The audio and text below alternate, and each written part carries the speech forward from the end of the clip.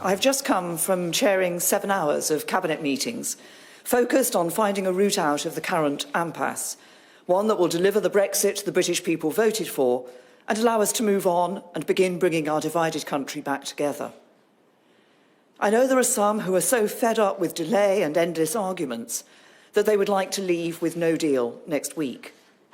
I've always been clear that we could make a success of no deal in the long term, but leaving with a deal is the best solution. So we will need a further extension of Article 50, one that is as short as possible and which ends when we pass a deal. And we need to be clear what such an extension is for, to ensure we leave in a timely and orderly way. This debate, this division, cannot drag on much longer. It is putting members of Parliament and everyone else under immense pressure, and it is doing damage to our politics. Despite the best efforts of MPs, the process that the House of Commons has tried to lead has not come up with an answer. So today I am taking action to break the logjam. I'm offering to sit down with the Leader of the Opposition and to try to agree a plan that we would both stick to ensure that we leave the European Union and that we do so with a deal. Any plan would have to agree the current withdrawal agreement.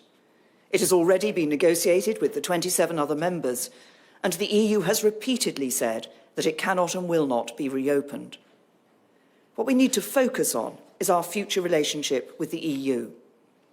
The ideal outcome of this process would be to agree an approach on a future relationship that delivers on the result of the referendum, that both the Leader of the Opposition and I could put to the House for approval, and which I could then take to next week's European Council.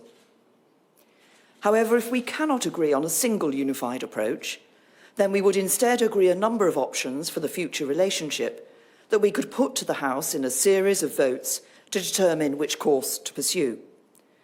Crucially, the government stands ready to abide by the decision of the House. But to make this process work, the opposition would need to agree to this too. The government would then bring forward the withdrawal agreement bill. We would want to agree a timetable for this bill to ensure it is passed before the 22nd of May, so that the United Kingdom need not take part in European parliamentary elections. This is a difficult time for everyone. Passions are running high on all sides of the argument. But we can and must find the compromises that will deliver what the British people voted for.